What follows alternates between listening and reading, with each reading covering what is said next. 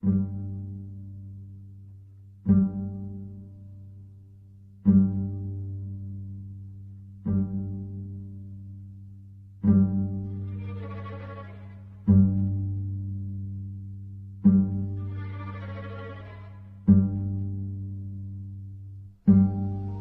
upon a time, there was a little girl.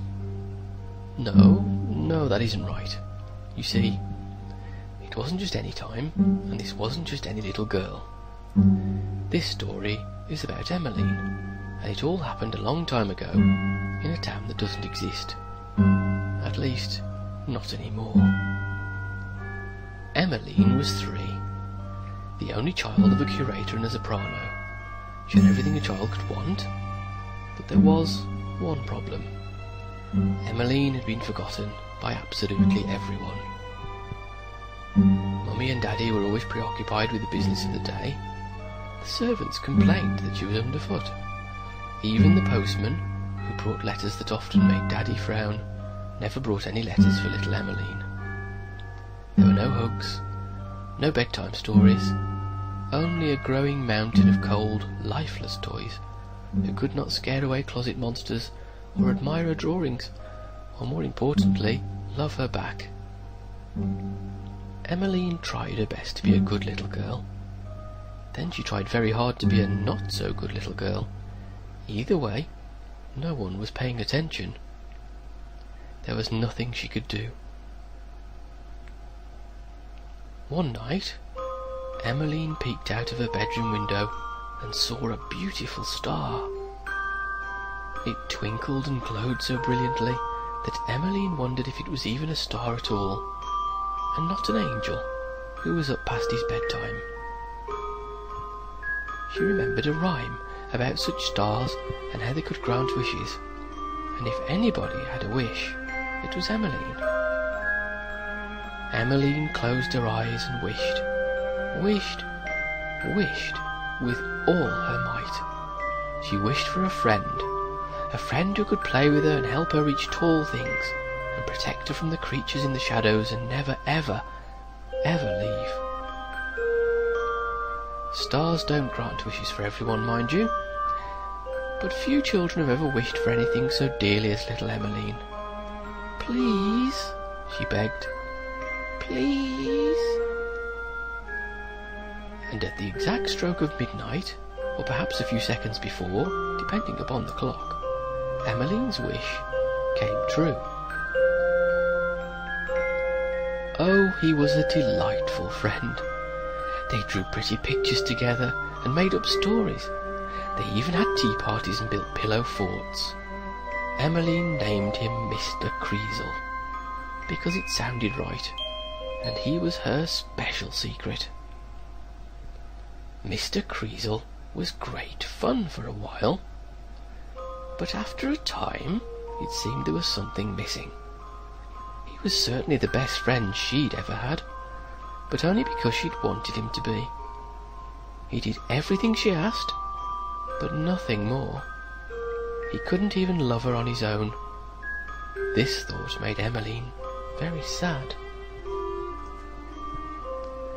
Then came the sound of cheering from the parlour, and soon after, the news.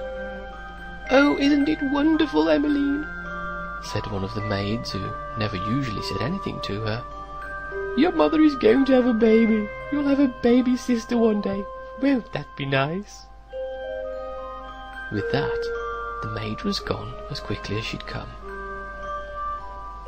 Emmeline turned to Mr. Creasle, who, after considering the proper response, chose to frown. No, this was not wonderful. Not at all. This was the final straw, and Emmeline would not stand for it. With her fists clenched at her sides, and her face scarlet with rage, she opened her mouth and screamed. How dare they replace her with a new child? How dare they love another little girl?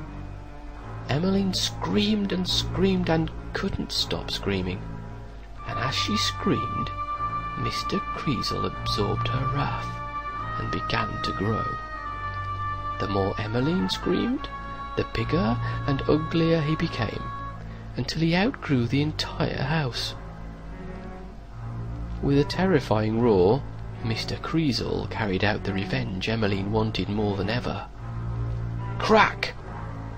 Went the rest of the house, and everyone inside it. Crash! Went the neighbourhood, whose children never asked to play with Emmeline.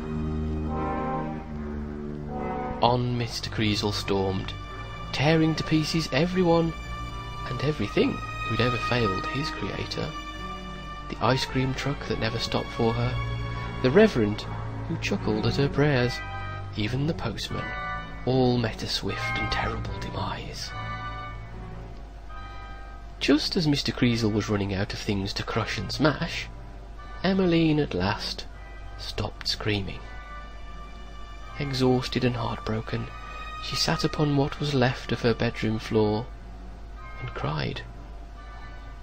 Oh, why hadn't anyone loved her? Why did Mummy and Daddy want a new daughter when Emmeline would have done anything,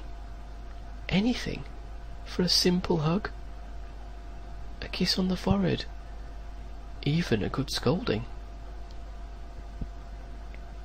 But everyone was gone. Who would love her now?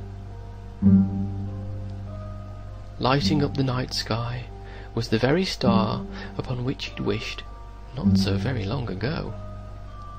With a heavy heart, Emmeline looked upon it and made one more request. She closed her eyes and wished with all her might.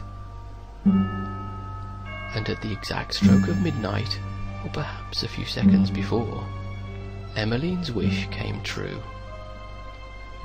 Like a ghostly light, she began to fade until there was nothing left. Neither she nor Mr. Creasle were ever seen again.